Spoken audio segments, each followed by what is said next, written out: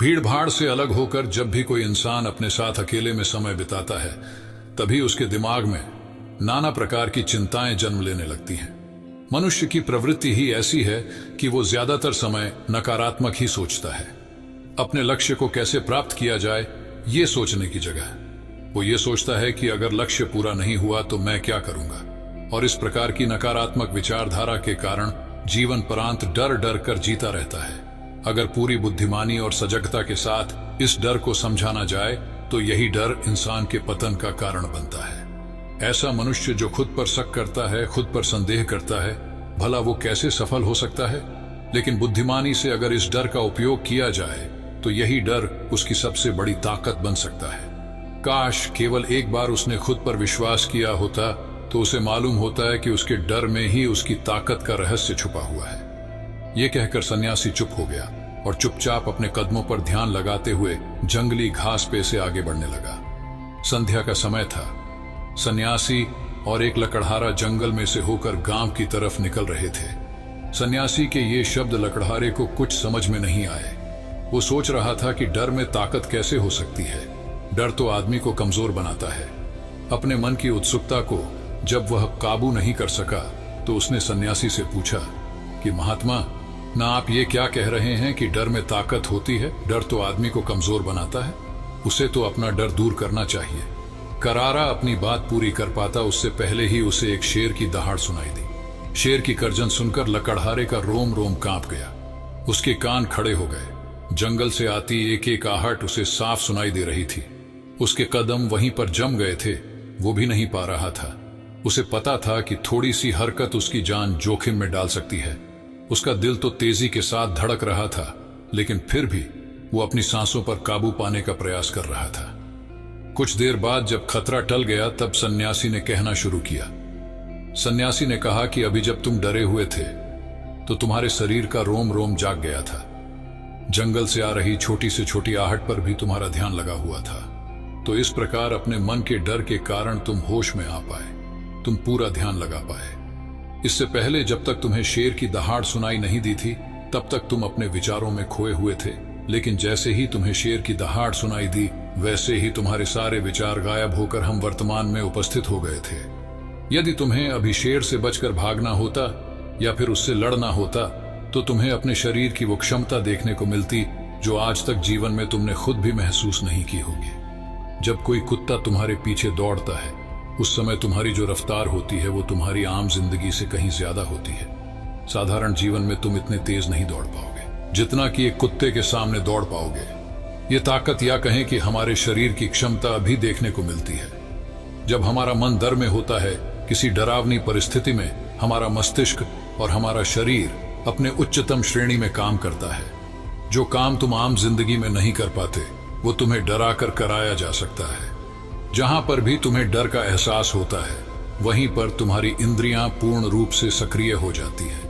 तुम्हारे कानों की सुनने की क्षमता तेज हो जाती है, दृष्टि एकटक हो जाती है, पूरी सजग हो जाती है, सक्रियता बढ़ जाती है। और जैसे जैसे वो डर खत्म होता है वैसे वैसे तुम सुप्त अवस्था में चले जाते हो। तुम सो जाते हो और तुम्हारे इंद्रिय फिर से आराम की स्थिति में चली जाती है। सन्यासी ने लकड़हारे से कहना जारी रखा कि परीक्षा से दिन पहले जो याद करने की तुम्हारी गति होती है वो साधारण याद करने की क्षमता से कहीं तेज होती है। सिर्फ एक बार याद किया हुआ तुम्हें परीक्षा के समय याद रह जाता है और तुम जानते हो कि ये सब परीक्षा के डर से ही होता है। इसीलिए डर को दूर करने की जगह इंसान को ये सोचना चाहिए कि वो अपने डर को ताकत कैसे बना सकता है। जिस प्रकार सुख और दुख, प्रकाश और अंधेरा एक ही सिक्के के दो पहलू होते हैं, उसी प्रकार डर और ताकत भी एक ही सिक्के के दो पहलू होते हैं। जिस प्रकार रोशनी के बिना अंधेरा पूर्ण नहीं होता, सुख के बिना दुख पूर्ण नहीं होता, उसी प्रकार डर के बिना ताकत का भी कोई महत्व नहीं है। लकड़हारा सन्यासी के ज्ञान से बहुत प्रभावित हुआ, उनके चरणों में नतमस्तक हो गया और उनसे पूछा कि महात्मा, अंधेरे को तो दिया जलाकर रोशनी से भरा जा सकता है, लेकिन अपने डर को ताकत में कैसे बदले? इसके लिए कोई उपाय बताएं। इस पर सन्यासी ने कहा कि डर दो प्रकार के होते हैं। सबसे पहला मानसिक डर और दूसरा शारीरिक डर। सन्यासी ने लकड़हारे को समझाते हुए कहना शुरू किया कि मान लो तुम्हें जंगल से होकर गुजरना है। और अचानक तुम पाते हो कि तुम्हारे मन में शेर का ख्याल आ गया। अभी तक प्रत्यक्ष रूप में शेर तुम्हारे सामने नहीं आया है ना, उसकी दाढ़ सुनाई दिए, मतलब दूर दूर तक कोई अंदेशा नहीं है कि जंगल में शेर मौजूद है, लेकिन शेर का ख्याल आने से तुम्हारे मन में एक डर पनप गया। अब तुम्हारा उठने वाला एक एक कदम उसी डर से अभिभूत होगा। हर समय तुम्हारे मन में यही ख्याल चलेगा कि कहीं शेर न जाए। ये शेर वर्तमान में तुम्हारे सामने नहीं है, ये तुम्हारी बहुविषय की कल्पना है। इसी प्रकार जो मनुष्य अतीत और भविष्य की चिंताओं में डूबा रहता है, वो मानसिक डर का शिकार होता चला जाता है। इसी विडंबना के कारण वो अपने जीवन में जीतने भी निर्णय लेता है। वो सारे मानसिक डर से ग्रसित होते हैं। इसीलिए ज्यादातर मनुष्य पूर्ण रूप से अपने निर्णय पर भरोसा नहीं कर पाते हैं, और यही निर्णय या फिर फैसले जो आधे मन से लिए जाते हैं, मनुष्य के कार्य को पूरा नहीं होने देते। लेकिन यह भी सत्य है कि मानसिक डर के कारण ही इंसान अपनी तैयारी पूरी करता है। अगर तुम्हारे मन में शेर का ख्याल नहीं आएगा तो तुम शेर से सुरक्षा के लिए कोई भी कदम नहीं उठाओगे। लेकिन अगर तुम्हें शेर का ख्याल आ गया तो तुम उससे सुरक्षा के लिए कोई ना कोई तरीका जरूर अपनाओगे। तो इसीलिए मानसिक डर बेकार नहीं होता, वो आपकी सुरक्षा को और ज्यादा मजबूत भी करता है। लेकिन समस्या तब शुरू होती है जब आप चाह कर भी कुछ नहीं कर सकते, लेकिन उसके बावजूद आप मानसिक डर झेल रहे होते हो। उदाहरण के लिए, कुछ मनुष्य हमेशा ये सोचते रहते हैं कि उन्हें कोई बीमारी ना हो जाए, कहीं उनके साथ कोई दुर्घटना घट जाए, कहीं उनके साथ कोई धोखा ना कर दे। लेकिन इन सब घटनाओं पर उनका कोई जोर नहीं होता है, ये उनके हाथ में नहीं होता है। अगर दुर्घटना होनी होगी तो होगी ही, अगर बीमारी होनी होगी तो होगी ही। अच्छा खान पान और अच्छी दिनचर्या का पालन करने के बाद भी अगर कोई मनुष्य बीमार हो जाता है तो ये उसके नियंत्रण के परे की बात है। अपनी तरफ से उसने पूरी कोशिश की और यही उसका कर्तव्य था। उसमें कोई कुछ क्या कर सकता है।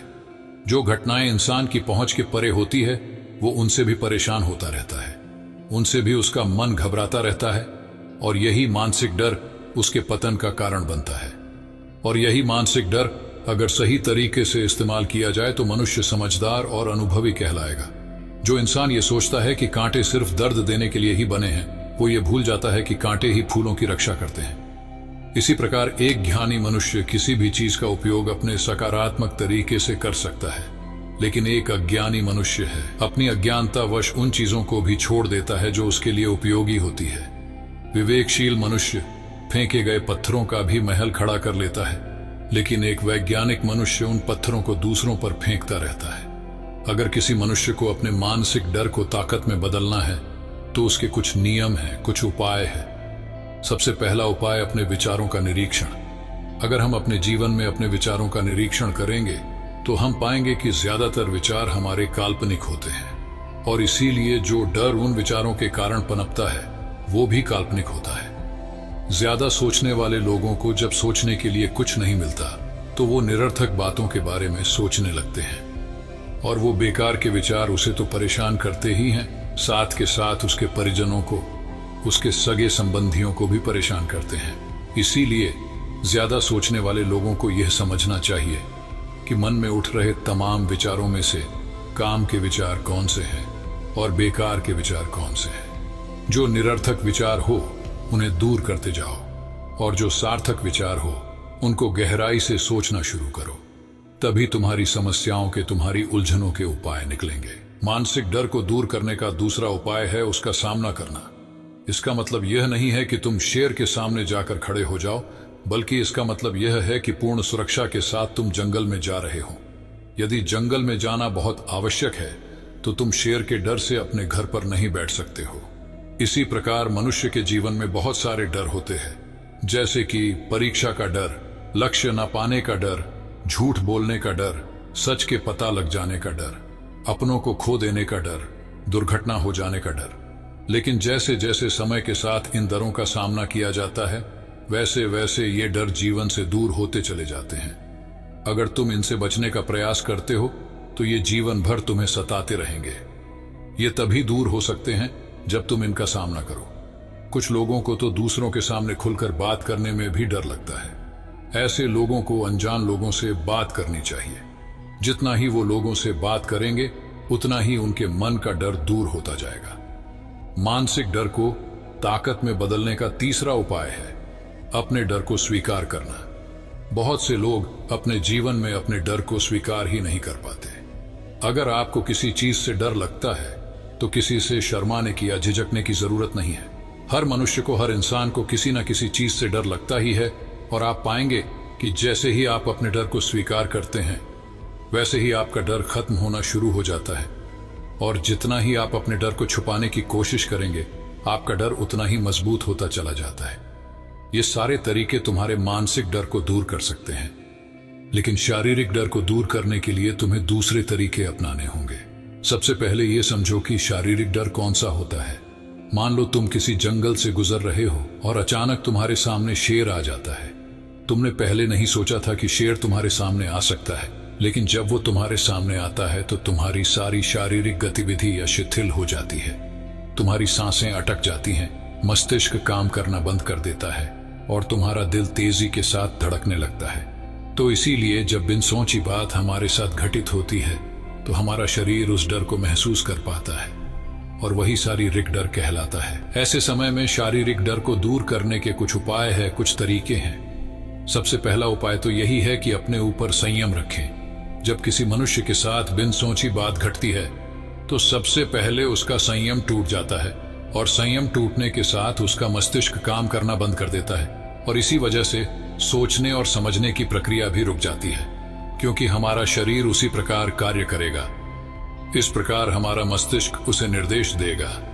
अगर मस्तिष्क की सोचने समझने की शक्ति खत्म हो गई तो हमारा शरीर भी शिथिल हो जाता है। तो इसीलिए अगर कठिन समय में मनुष्य अपने ऊपर संयम रखता है तो उसका मस्तिष्क सही तरीके से काम करता है और वो सही निर्णय लेकर उस परिस्थिति से तत्काल बाहर आ सकता है। यहाँ पर दूसरा उपाय समझने का ये है कि जीवन में कुछ भी घटित हो सकता है। जीवन बड़ा चमत्कारिक होता है। वो हमारी सोच के अनुरूप नहीं चलता, बल्कि उसमें कुछ भी हो सकता है, और यही जीवन की खूबसूरती होती है। अगर आपको आज ही पता चल जाए कि आने वाले 10 साल तक अब क्या कर पाएंगे, तो आपकी जीवन में से रुचि खत्म हो जाएगी। लेकिन अगर जीवन एक रहस्यमयी किताब की तरह बना रहेगा तो आप अपने जीवन से कभी नहीं थकेंगे। आपका जीवन आपको आश्चर्यचकित करता रहेगा। इसीलिए यह समझो कि जीवन में कुछ भी घटित हो सकता है, तुम्हारी सोच से परे भी घटित हो सकता है। इसीलिए कुछ अनुमान मत लगा लेना किसी सोच को लेकर। सन्यासी ने अपनी बात खत्म करते हुए कहा कि इन तरीकों से तुम अपने मानसिक और शारीरिक डर को दूर कर सकते हो और आनंद से भरा हुआ जीवन जी सकते हो। तो दोस्तों, कैसी लगी ये कहानी आपको कमेंट सेक्शन में कमेंट करके जरूर बताना, और साथ ही अपने दोस्तों के साथ भी शेयर करें ताकि उन्हें भी कुछ सीखने को मिले। धन्यवाद। नमो बुद्धाय।